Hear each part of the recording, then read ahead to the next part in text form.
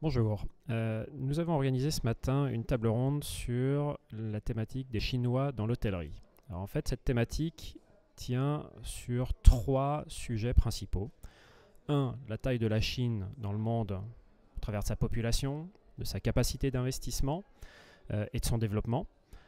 Deux, des flux de clientèle à la fois de la Chine vers l'étranger et de l'étranger vers la Chine. Et trois, de l'investissement, à savoir les montants dont on parle. S'agissant du premier sujet, la Chine, c'est 1,4 milliard d'habitants, c'est une population qui va commencer à réduire à partir de 2016.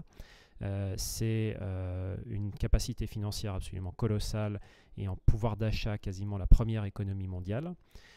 Donc un vrai sujet pour l'ensemble du monde. En termes de tourisme, on considère qu'à peu près sur les 1,4 milliard de Chinois, seuls 120 millions de Chinois voyagent hors de Chine. Beaucoup plus en Chine, mais hors de Chine, 120 millions. Et sur ces 120 millions, seuls 10% quittent l'Asie.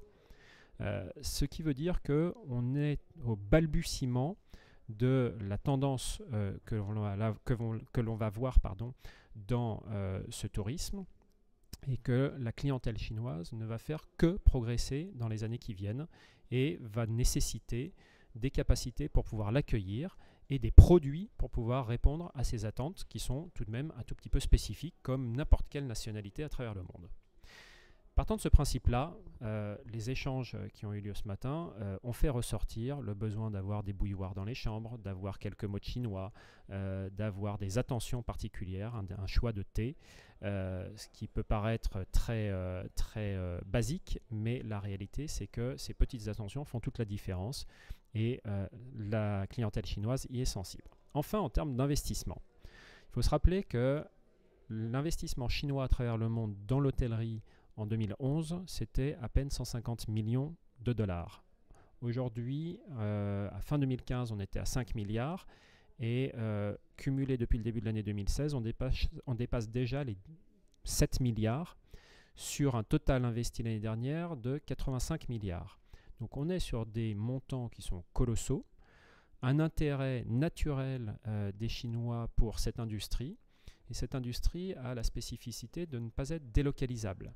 Donc, dans un environnement mondial qui pousse vers la consolidation des groupes hôteliers et vers des investissements de plus en plus conséquents sur le développement, la segmentation, le digital et la commercialisation, les Chinois ont de grandes ambitions, de grands moyens et ont vocation à prendre une place non négligeable, ce qui commence à se matérialiser de manière assez claire au travers des groupes en particulier, vu le nombre de rachats qui ont déjà eu lieu depuis 3 ans.